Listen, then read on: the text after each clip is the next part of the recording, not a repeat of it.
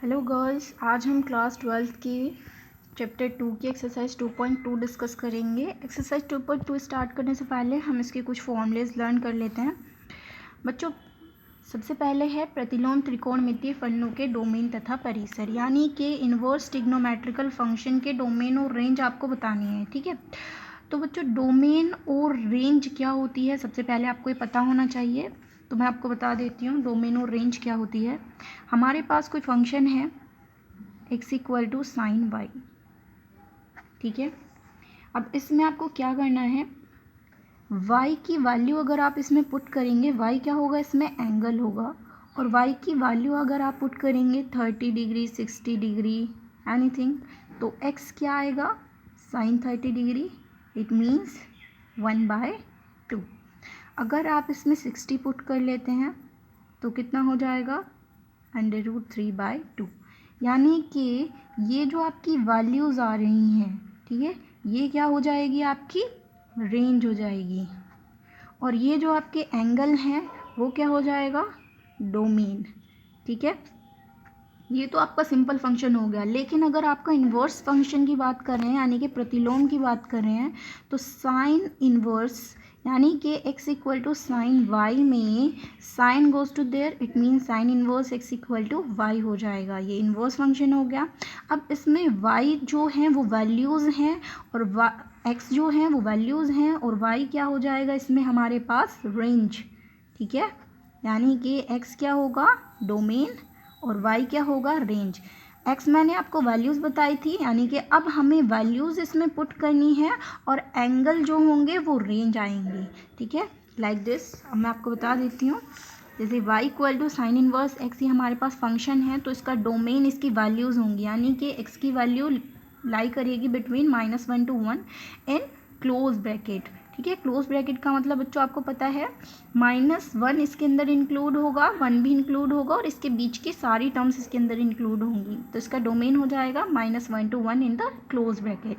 अब इसके रेंज क्या आएगी, जब हम यहाँ पर 1 को पुट कर देंगे, तो साइन 1 किस में होती है, साइन की वैल्यू 90 डिग्री होती है, यानी कि अगर हम इसमें पुट कर देते हैं y equal to sine inverse x की वैल्यू हम पुट कर रहे हैं इसमें 1, तो ये साइन इनवर्स 1 क्या हो जाएगा, साइन π/2। साइन से साइन कैंसिल, तो π/2 हो जाएगा, यानी कि इसकी इसी टाइप से -1 जब इसमें पुट करेंगे -π/2 हो जाएगा, यानी -π/2 से π/2 इसकी रेंज हो जाएगी in the close bracket. Next पे आ जाते हैं कोस पे, y equal to cos inverse x। बच्चों इसका डोमेन जो होता है सेम होता है साइन की तरह, और इसकी रेंज चेंज हो जाएगी, रेंज हो जाएगी 0 to π in the close bracket. Next y equal to tan inverse x पे आ जाते हैं, तो इसका -∞ to इन्फिनेटिव होता है, but in the open bracket. Open bracket का मीन्स क्या होता है, -∞ और इन्फिनेटिव इसमें इंक्लूड नहीं होगा, इसके मिडिल की सारी टर्म इसके अंदर इंक्लूड होगी जो कि रियल नंबर होते हैं। तो या तो रियल नंबर लिख सकते हैं हम, इसको r से डिनोट कर सकते हैं, या फिर -∞ to infinitive in the open bracket हम इसको लिख सकते हैं। इसकी रेंज क्या हो जाएगी, -π/2 हो जाएगी इन द ओपन ब्रैकेट। फिर से बता देती हूँ, ओपन ब्रैकेट का मीन्स क्या होता है कि -π/2 इसमें इंक्लूड नहीं होगा, इसके मिडल की सारी टर्म्स इसमें इंक्लूड हो जाएंगी। नेक्स्ट आ जाते हैं y equal to cot inverse x। इसका भी डोमेन बिल्कुल टेन इनवर्स x की तरह होता है, और इसकी रेंज चेंज हो जाएगी, 0 to π हो जाएगा in the open bracket. Next y equal to second inverse x में x ग्रेटर देन होता है 1 के, यानी कि x जो है वो 1 से बड़ा होना चाहिए और 1 से इक्वल होना चाहिए, और -1 जो है 1 x की वैल्यू -1 से छोटी होनी चाहिए, और -1 भी हो सकती है।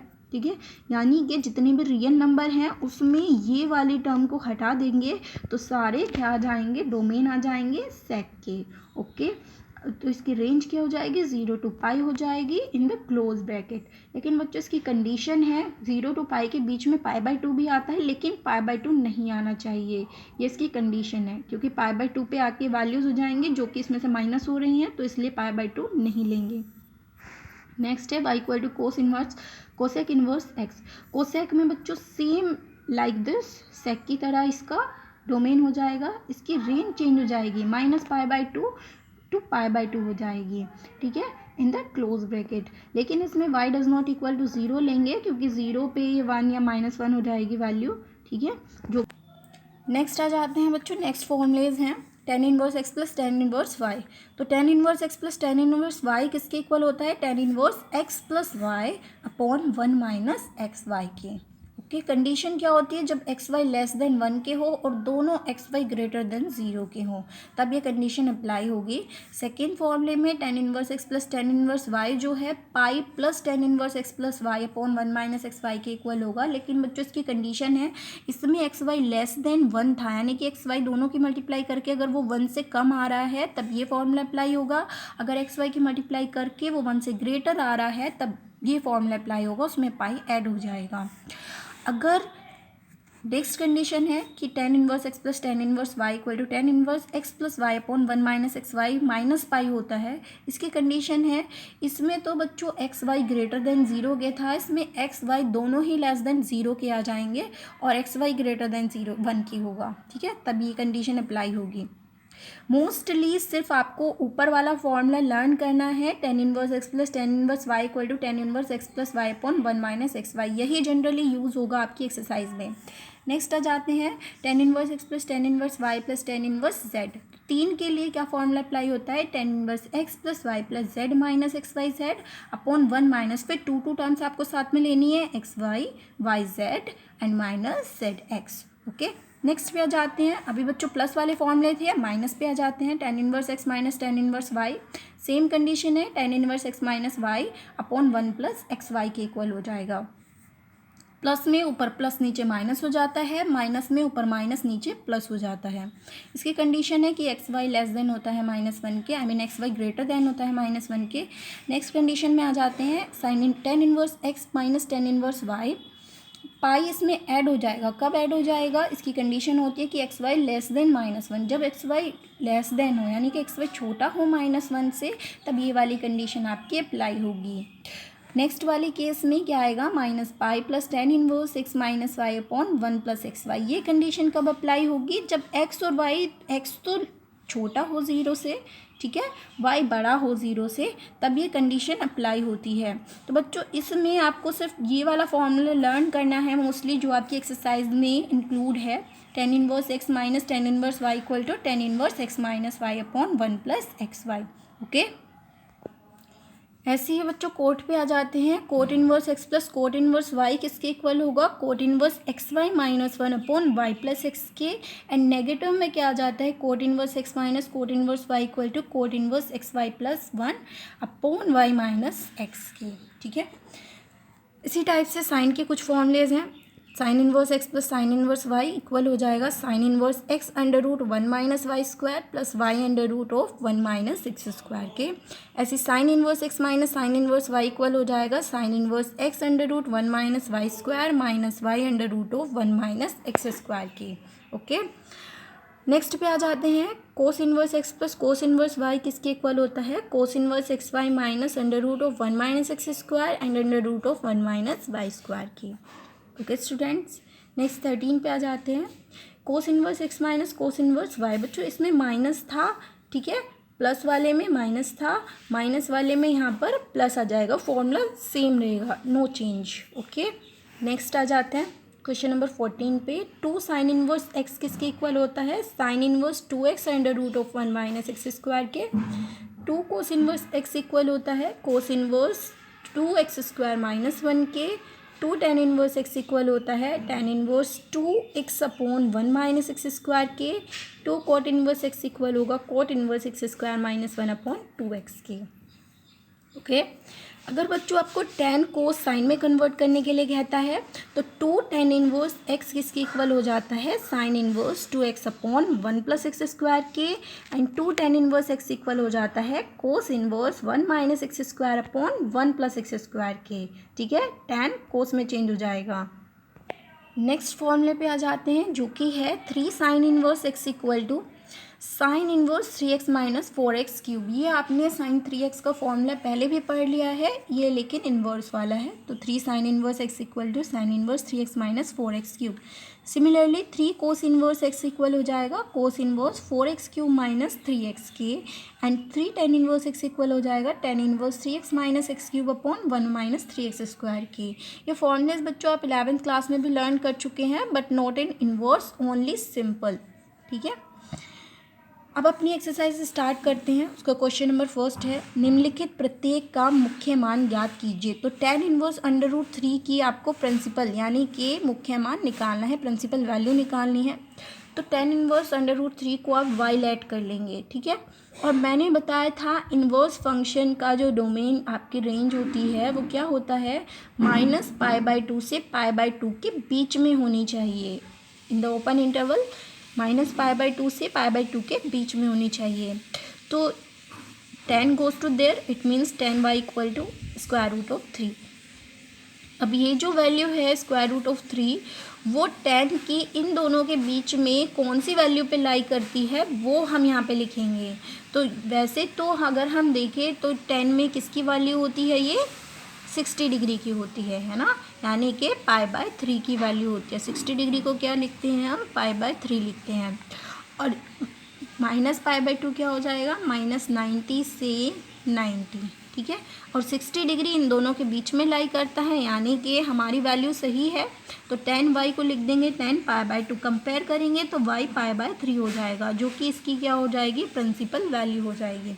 नेक्स्ट पे आ जाते हैं इसके बी पार्ट पे, जो कि है कोट इनवर्स 1/√3। तो बच्चों इसको भी y के इक्वल लेट कर लेंगे, और कोट की जो रेंज होती है वो 0 to π के बीच में होती है, यानी कि 0 से 180 के बीच में होनी चाहिए। ओके, तो 1 cot inverse goes to there, cot y हो जाएगा इक्वल टू 1/√3। अब ये वैल्यू कोट की किस में लाई करती है, ये भी 60 डिग्री की होती है कोट की, है ना, और 0 से 180 के बीच में 60 डिग्री आता है, यानी कि हमारा आंसर सही आएगा। तो कोट π/3 हो जाएगा। कोट से कोट कंपेयर करेंगे तो y की वैल्यू क्या हो जाएगी, π/3 हो जाएगी।